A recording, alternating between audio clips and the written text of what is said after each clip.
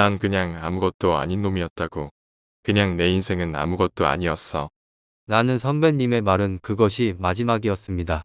그 이후로 선배님과 대화를 나눈 적은 없었으니까요. 그저 한두 번 길에서 마주치면 인사를 하는 정도랄까요. 저는 작곡가로서 꽤 명성이 있으셨던 분을 선배로 모시고 있던 올해로 35이 된 서울 사는 남자입니다. 저와 선배님이 알게 된 연유는 딱히 기억은 나지 않지만요. 수업 시간 동기들과 모인 자리에서 한 교수님 얘기가 나와서 한 번은 꼭 수업을 들어봐야겠다고 생각했던 적이 있었거든요. 제가 작곡가 수업을 꼭 이수해야 됐던 건 아니었지만요. 제 전공인 뮤직 비즈니스과에 뭔가 조금이라도 도움이 될 수는 있겠다고 생각을 했던 터였습니다. 그러다 수업을 마친 후 술자리가 있는 자리에서 그 교수님과 처음 인사 나눴더랬죠. 그리고 그 교수님과 조금씩 대화를 나누며 사적인 얘기까지도 오고 가는 사이가 될 수 있었습니다. 물론 그분의 수업도 나중에 들으면서 좀 더 친해질 수 있었고요. 지금은 학교를 관둔 상황이지만 제가 선배님이라고 부르는 교수님의 얘기를 한번 들려드려 볼까 합니다. 제가 이분을 선배님이라고 부르게 된 계기는 워낙 술자리에서 저를 친근히 여기셔서 그런 것도 있었고요. 결정적으로는 제가 같은 초등학교를 나왔다는 걸 알게 된 교수님은 급기야 저한테만 선배님이라 부르라고 하시더군요. 그런데 더한 건 얘기 나누던 도중 알게 된 사실로 선배님이 저희 아버지와는 고등학교 동문이셨더라고요. 그래서 저희 아버지한테도 여쭤보니까 예전 기억이 가물가물 나신다면서 그런 참 반가운 일이 있었냐고 저한테 화답하시기도 하셨습니다. 어쨌든 전 선배님과의 인연으로 조금씩 작곡에 대한 눈도 뜨게 되었고요. 그래도 워낙 알게 모르게 유명한 곡들을 꽤 작곡하신 교수님이라서 그런지 제 주변에 그런 친한 분이 계시다고 하면 몇몇 음악을 하는 친구들은 엄청 놀라고 부러워하는 눈치였습니다. 선배님은 젊으신 나이에 일찍 결혼을 하셨더라고요. 아이도 둘이나 생기신 후에는 꽤 유명한 곡들을 여러 곡 히트시키기도 하셨습니다. 가정이 평안해야 바깥 일도 잘 되는 것처럼 선배님도 그런 부분에 해당되시는 분이셨던 것 같아요. 아내 내조로 더욱 작곡 일에 열중하실 수 있다라고 저한테 말씀도 하신 적이 있으니까요. 그런데 문제는 대학원에서 일어났습니다. 대학원 겸임 교수 일을 하시던 당시에 제가 조교 일을 보기도 훨씬 전에 알게 된 한 여학생이 있었다고 하더라고요. 그 학생은 작곡과 학생이었다는데 선생님과 조금씩 친분을 나누며 작곡에 대한 아이디어까지도 꺼내놓았다고 합니다. 하지만 전부 다 그저 습작 수준이었어서 선배님 입장에서는 그냥 한없이 귀여운 학생이었다고만 하셨어요. 그런 여학생과 조금씩 사적인 자리에서도 술을 마시면서 매일 집에 들어가는 시간이 늦어지곤 하셨다고 합니다. 그 여학생은 워낙 말주변도 좋고 작곡에 임하는 자세도 남달라서 선배님과는 정말 대화가 잘 통했었다고 하네요. 수업이 끝나면 여지없이 뒷풀이다 뭐다 여러 학생들을 모으셨던 선배님은 그 여학생이 참석한 이후에는 보다 일찍 술자리를 끝내곤 하셨습니다. 그리고 나서는 그 여학생과 단둘이 데이트를 즐기곤 하셨죠. 아주 가까운 지인이나 친구분들한테도 소개를 시킬 정도였다고 하는데 그때까지도 선배님의 아내분은 그런 외도 사실을 전혀 눈치채지 못하고 계셨던 것 같습니다. 워낙 그 아내분도 하시는 일이 많다 보니까 서로 바쁜 사이에서 신경 쓸 틈이 없었던 것 같아요. 그런 와중에 어느 날 저한테 전화 한 통화가 걸려왔습니다. 선배님이었어요. 응, 나다. 지금 통화 괜찮지?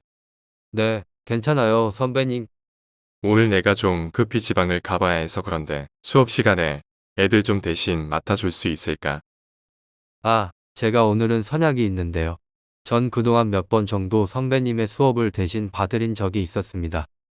하지만 그것도 여러 번 되다 보니까 조금은 난처한 상황이 되더라고요.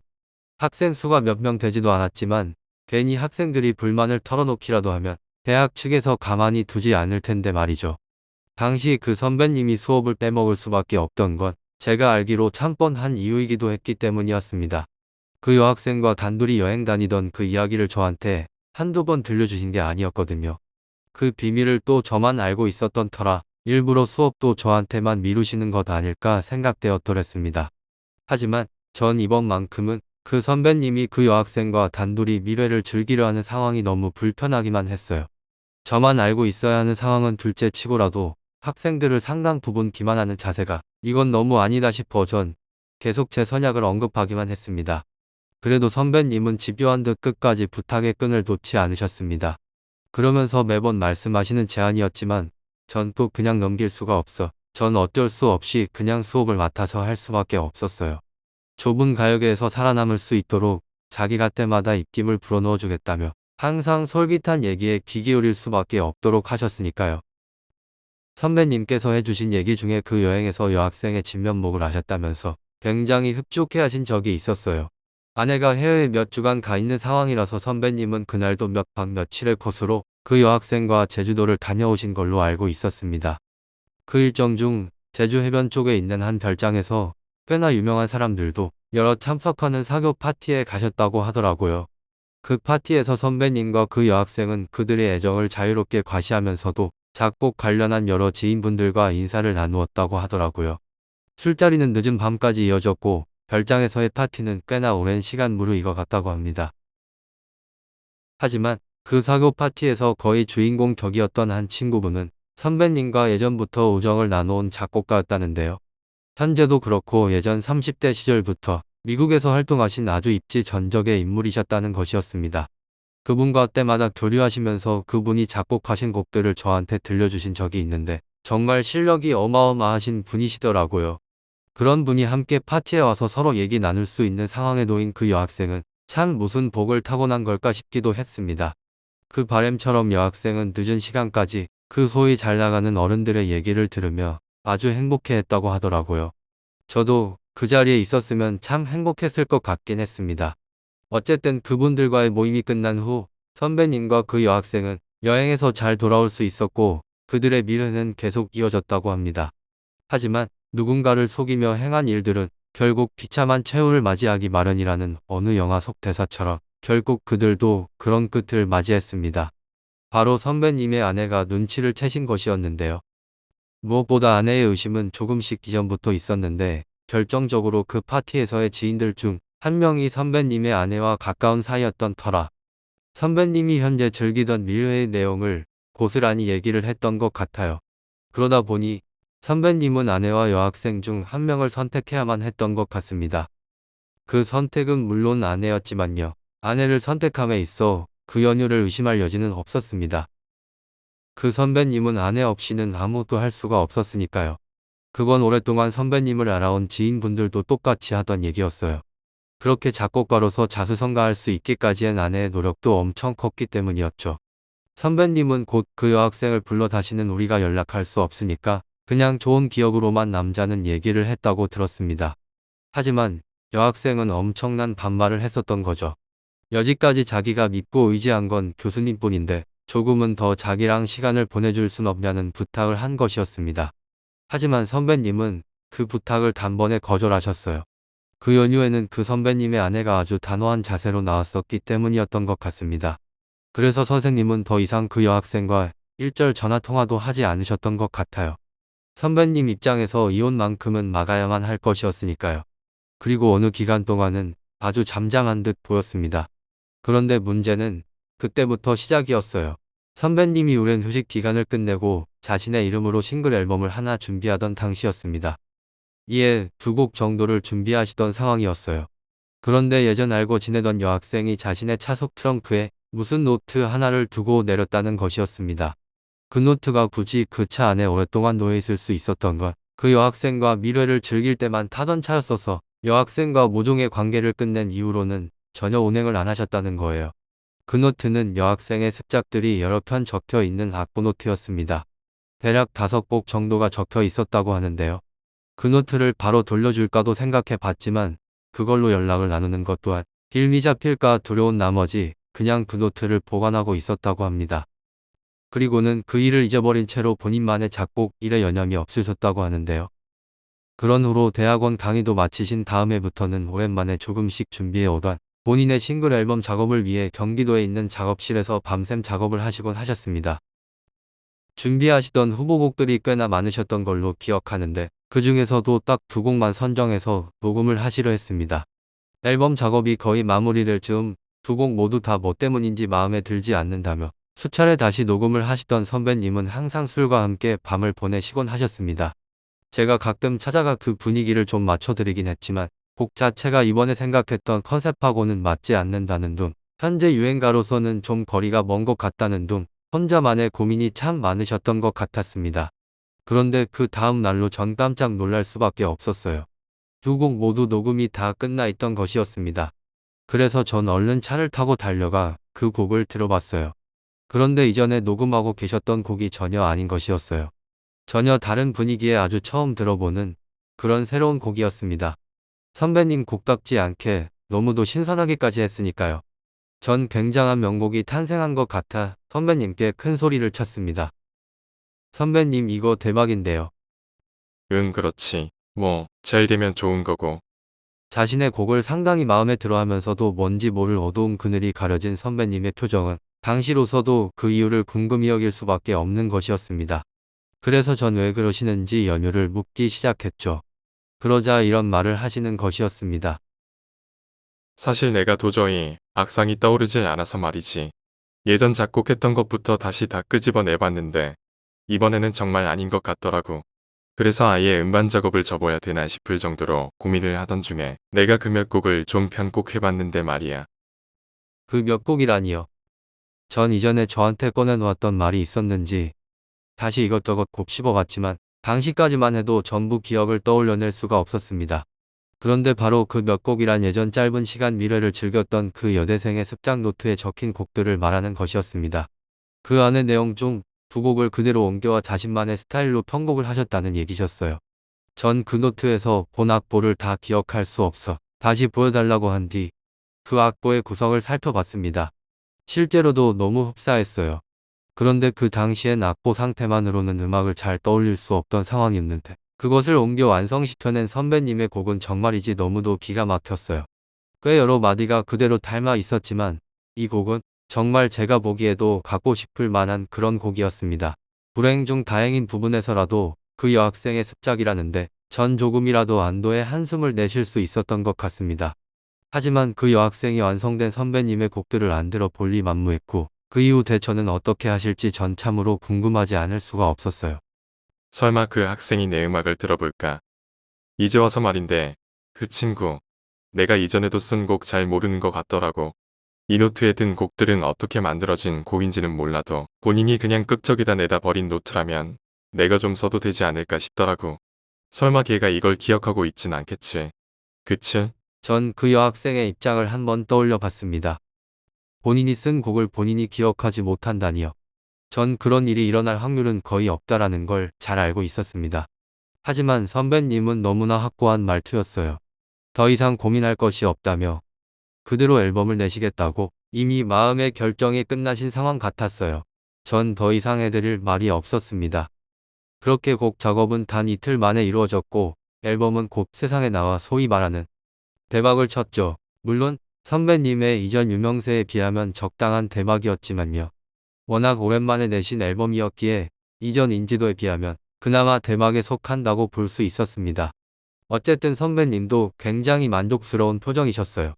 여기저기 인터뷰도 다니시며 그 곡들이 나오기까지 불과 몇 시간밖에 걸리지 않았다는 얘기에서부터 그 곡이 의미하는 바를 설명하실 때면 뭔가 스스로만의 뿌듯한 표정을 짓곤 하셨습니다.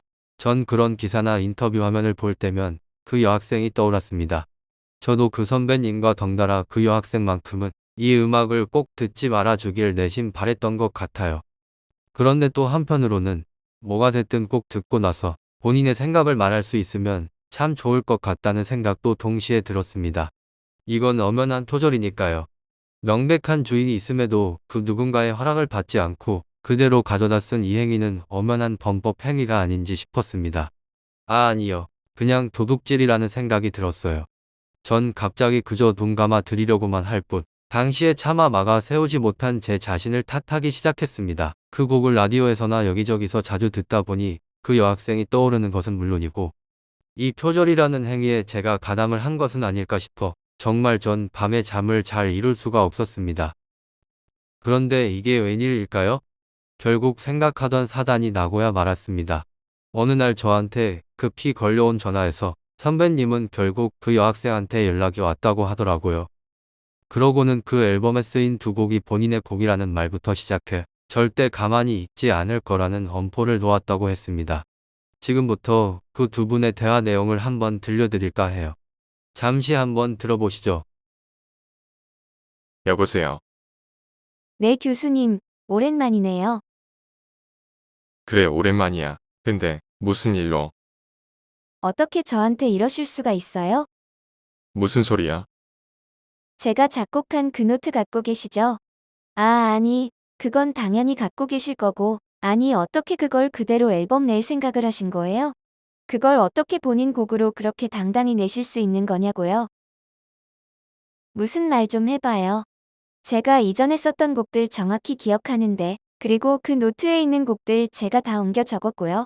그렇게 처음부터 베끼실 거였으면 저한테 미리 말씀이라도 하시던가요? 대체 양심은 있으신 건가요? 무슨 말 좀 해보시라니까요. 여기 몇 마디가 제가 쓴 부분과도 정확히 일치하는 것이 너무나 확실하니까요. 이거 증거 자료로 제가 아는 기자한테 돌리기라도 해야 할까요? 정말 어떻게 저한테 이러실 수 있는 거죠? 내 말 좀 들어봐. 난 그냥 내 곡이 됐고, 그냥 어떻게 조치하실 건지만 나중에 말씀 주세요. 전 어쨌든 가만히 있지 않을 거니까 다시 통화해요. 선배님은 계속 말 한마디 못하다가 전화를 끊으셨고, 저는 그 녹음 내용을 들은 뒤로는 어떤 방법을 취하셔야 할지 도무지 감이 안 잡혀서 잠시 거리를 두고 있었습니다. 제가 무슨 조언을 해드릴 입장도 아니었지만 뭔가 선배님 입장에서 좋은 대책이 떠오르질 않았어요. 이건 그냥 남의 곡을 갖다가 베낀 사람으로서 처벌만을 기다리고 있는 상황이랄까요. 그 처벌이 어떤 수위가 될지에 대한 고민을 오히려 해야 된다는 생각에 전 하루라도 빨리 죄를 인정하며 뉘우치면서 다시 새로운 곡에 도전하는 모습이 어떨까 싶었습니다. 하지만 이런 조언을 차마 할 수는 없었더랬죠. 그런데 무슨 운명의 장난인지 며칠 후엔 더 놀라운 일이 일어났습니다. 바로 그것은 미국에 거주하는 작곡가 친구로부터 걸려온 전화에서 비롯된 것이었는데요. 지난 파티에서 만난 이후로 처음 전화 온 그 친구의 연락을 선배님은 이후 저한테 음성 파일로 보내주셨는데요. 뭔가 거짓말하는 것 아닌지 싶어 저도 한번 가늠해보라는 부탁을 하는 것이었습니다. 전 수차례 들어봤지만 전혀 거짓은 아닌 것 같다고 판단됐고요. 그 대화 내용은 대략 다음과 같았습니다. 여보세요? 그래, 나다. 오랜만이네. 그렇지 않아도 앨범 내고 전화하려고 그랬는데 전화 잘했다. 아, 그래? 잘 됐네. 나도 지금 듣고 전화하는 건데. 그래, 그런 곡은 좀 어떤 거 같아? 괜찮아? 지금 그 얘기를 하려고 전화를 한 건데. 너 지금 나 놀래주려고 그러는 거 아니지? 응, 물려주다니. 내가 널. 아닌데. 그래? 그런 거면 그나마 다행인 건지 모르겠지만 어쨌든 내가 몇 번이고 다시 들어봤는데. 나 진짜 좀 많이 놀랬다. 놀라다니. 그런 곡 괜찮다는 거야? 아니, 그런 얘기가 아니고. 지금 내가 네 속을 모르겠는데. 당장 그만둬. 난 이미 너한테 엄청 실망했다. 실망이라니. 너가 낸 두 곡 중 한 곡은 우리가 제주도에서 본 그 파티에서 내가 술에 취해 들려준 곡이었잖아. 내가 좀 취하긴 했어도 정확히 기억하고 있어. 그리고 내가 내심 오랫동안 준비했던 곡이라고 말한 기억도 나고. 그때 네가 눈 감고 듣던 모습도 난 지금 기억하는데 넌 어떻게 그 곡을 그대로 갖다가 베껴 쓸 수가 있어? 아니 생각할수록 열받네. 정말 어떻게 그럴 수가 있지? 그게 도대체 무슨 소리야? 그리고 그 두 번째 곡도, 아니다. 그 두 번째 곡은 내가 널 보여주진 않았던 것 같지만 어쨌든 그건 어떻게 알았는지 몰라도 두 곡 다 내가 작곡한 걸 어떻게 그렇게 그대로 갖다 베낄 수가 있냐? 양심이 있기나 해? 너 지금 제정신 맞는 거야? 어떻게 하필이면 친구 곡을 표절할 수가 있느냐고. 다른 사람도 아니고 내가 매번 자기보다 유명한 사람 곡을 갖다 베끼는 경우는 봐왔지만 어떻게 넌 네 친구 뒤통수 칠 생각을 할 수가 있냐? 난 진짜 널 이해할 수가 없다. 변명 따윈 듣고 싶지 않고 너가 평소 하던 그 꿈속에서 무슨 영감을 받는다느니 하던 그런 말도 이젠 정말 가증스럽기만 하다. 내가 어떤 조치를 취해야 할지 생각을 좀 해봐야 할 것 같으니까 그런 줄로 알고 있어. 선배는 뭔가 더 할 말이 있는 듯 했지만 그 친구분은 그냥 전화를 끊어버린 상황이었습니다. 전 선배님이 당시 어떤 생각을 하고 계셨을지 궁금하긴 했어요. 하지만 그 생각은 참으로 뻔한 것이었습니다. 바로 그 여학생의 노트가 떠오를 수밖에 없으셨을 테니까요. 그래서 그 노트를 다시 한번 살펴보시던 선배님은 대체 이게 어떻게 된 일인지 싶어 다시 그 여학생에게 전화를 했습니다. 친구와의 전화통화 내용을 얘기하자 그 여학생은 그저 모르쇠로만 일관했다고 하더라고요. 그래서 그 친구와의 3자 내면을 적극적으로 주선해 보려 하시던 선배님은 어느 날 그 여학생의 연락을 다시 받을 수가 있었습니다. 그리고 알게 된 사실은 참으로 충격적인 것이었는데요. 바로 그 친구의 곡을 훔친 이가 오히려 그 여학생이었던 것이었습니다. 다시 말해 그 여학생의 습작 노트에 적힌 곡은 바로 친구의 곡을 훔친 것이었고 이 노트를 다시 선배님이 그대로 가져다 쓰신 상황이었던 것이었죠. 알고 보니 그날 밤 파티에선 술에 취한 선배님은 소파에 누운 채로 잠이 들었었고 피아노 연주를 하며 들려줬던 그 친구의 원래 곡은 그 여학생만이 옆자리에 앉아 조용히 감상을 했다는 것이었습니다. 그 이후 여학생은 바로 다른 방에 가 그 곡을 자신의 노트에 옮겨 적었다는 것이었어요. 그리고 친구분은 또 다른 곡을 들려주었는데 그것 또한 기억하고 있다가 나중 선배님의 차 안에서 노트로 옮겨 적었다는 것이었습니다. 그리고는 그 노트를 선배님의 차 뒤 트렁크에 두고 내린 채 까맣게 잊고 있었던 상황이었다네요. 표절이 또 표절을 낳은 이 어이없는 상황에 전 너무나 기가 막힌 나머지 잠시 동안 할 말을 잊지 못했는데요. 그 여학생은 자신이 벌인 일에 대한 창피함 때문이었는지 더 이상 할 말이 없다며 선배님과의 대화를 거부했다고 합니다. 이후 그 선배님의 친구분도 결국 이런 모든 사정을 알게 되었지만 역시나 선배님에 대한 실망을 지워낼 순 없었는지 별다른 얘기를 나눌 생각이 없다는 것이었습니다. 이후 선배님은 마침 저와 함께 타고 가던 차 안에서 그 친구분과 마지막 통화를 할 수 있었고요.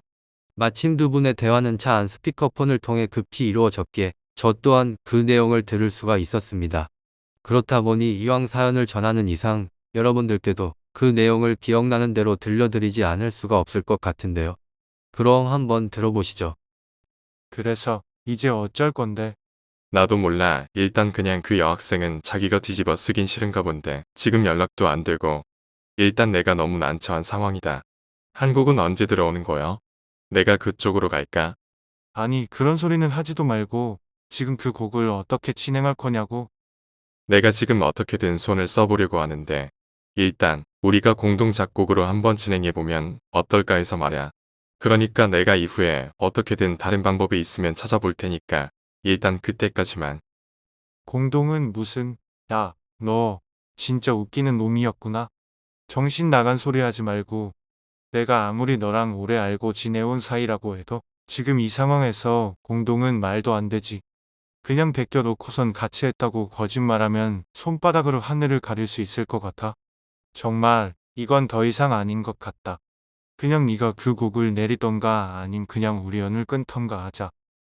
아무런 말도 할 수 없었는지 침묵만 지키던 선배의 모습은 정말 안쓰러울 따름이었습니다. 곧 친구분은 그대로 전화를 끊어버리셨고요. 급히 세운 차량에서 창밖만 보시던 선배님은 곧바로 차문을 열고 밖으로 나가셨습니다. 그리고는 허공에다 팔을 휘저으며 마치 미친 사람처럼 있는 대로 소리를 지르는 것이었어요. 이내 조금 흥분을 가라앉히셨는지 가만히 먼 산만을 바라보시는 것이었습니다. 전 선배님이 진심으로 사과한다는 말을 한마디만이라도 했어야 한다고 생각했어요. 사실 그조차도 크게 와 닿을 수는 없는 상황이긴 했지만요. 하지만 어쨌든 선배님은 끝까지 그 문제의 싱글 앨범을 절대 무효화시키긴 어렵다라 생각하시는 것 같았습니다. 본인의 명예도 있다면서 말이죠. 이후로도 줄곧 그 여학생으로부터 연락은 오지 않았다고 하는데요. 저 같아도 굳이 연락할 이유는 없어 보였습니다. 근데 웬 기자 한 명한테서 연락이 왔다는 것이었어요. 마치 새로 낸 앨범을 인터뷰하기 위해 온 것 같다는데 아무래도 미심쩍은 부분이 많아서 선배는 그냥 거절할 수밖에 없었다고 합니다. 그러면서도 그 인터뷰를 취소한 것이 내심 마음에 걸렸는지 뭔가 후회되는 듯한 말투로 저한테 또 술 한잔을 하자며 시간을 내달라는 것이었습니다. 전 선배님의 집이 비어있는 사이 함께 술을 마시며 대화를 나누기 시작했어요. 선배님은 점점 술에 취해 가시며 이 말 저 말 속에 있는 모든 말을 꺼내놓기 시작하셨습니다. 아니, 표절이라는 게 잘못된 거라는 거 그걸 누가 모르냐고. 하지만 그게 어제 오늘 얘기가 아니잖아. 너나 할 것 없이 나보다 유명한 사람들은 더한데도 그냥 쉬쉬하고 있잖아.